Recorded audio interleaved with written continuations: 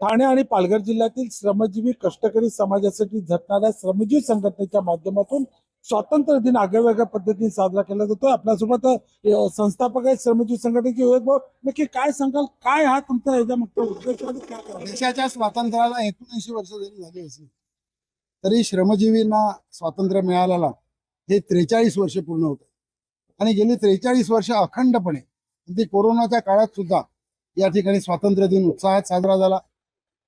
हजारो आदिवासी या ठिकाणी या स्वातंत्र्य दिनाला येतात.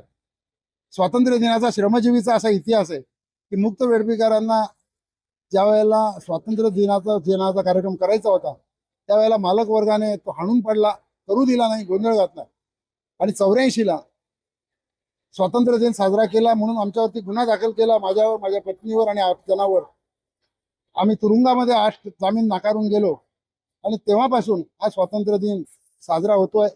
जोपर्यंत प्रत्येकाला सन्मानाने जगण्याचा अधिकार मिळणार नाही, प्रत्येकाला पोटभर वस्त्र मिळणार नाही, अंगभर वस्त्र मिळणार नाही, पोटभर अन्न मिळणार नाही आणि राहायला निवारा मिळणार नाही, प्रत्येकाला शिक्षण मिळणार नाही, समान संधी मिळणार नाही, तोपर्यंत स्वातंत्र्य अपुरं आहे आणि ते स्वातंत्र्य मिळवण्याची शपथ या स्वातंत्र्य दिनाला घेतली जाते. ज्या पद्धतीने आपण पाहिलं की आजही जो आदिवासी समाज आहे, दऱ्याखोऱ्यात राहणारा समाज आहे, आजही बऱ्याचशा ज्या मूलभूत गरजा आहेत त्यापासून वंचित आहे. त्यासाठी त्याला झगडावं लागतं.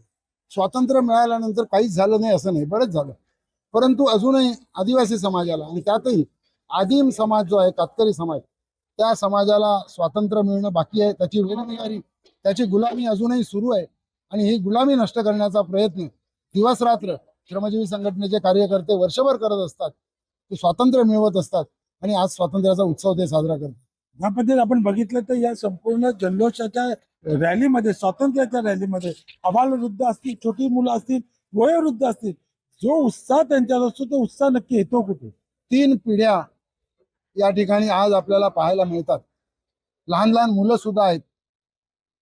संघटना स्वातंत्र्यासाठी लढण्याची जी कृती करते, प्रत्यक्ष लढते, त्यांना आधार कार्ड मिळवून देणं असेल, रेशन कार्ड मिळवून देणं असेल, वनपट्टे असतील, शिक्षणाचा प्रश्न असेल, पोषण आहाराचा प्रश्न असेल, संघटना ज्या पद्धतीने प्रतिसाद देते त्यामुळे सभासदांचा उत्साह हा प्रचंड प्रमाणामध्ये असतो आणि स्वातंत्र्याची ओढ, अनिवार्य ओढ संघटनेच्या सभासदांना असते.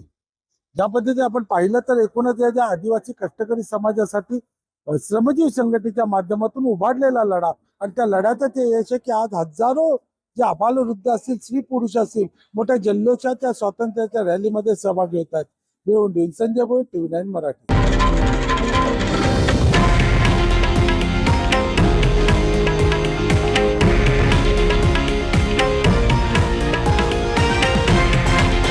हे आहे देशातील नंबर 1 न्यूज नेटवर्क आणि आपण पाहत आहात TV9 मराठी, एकमेव.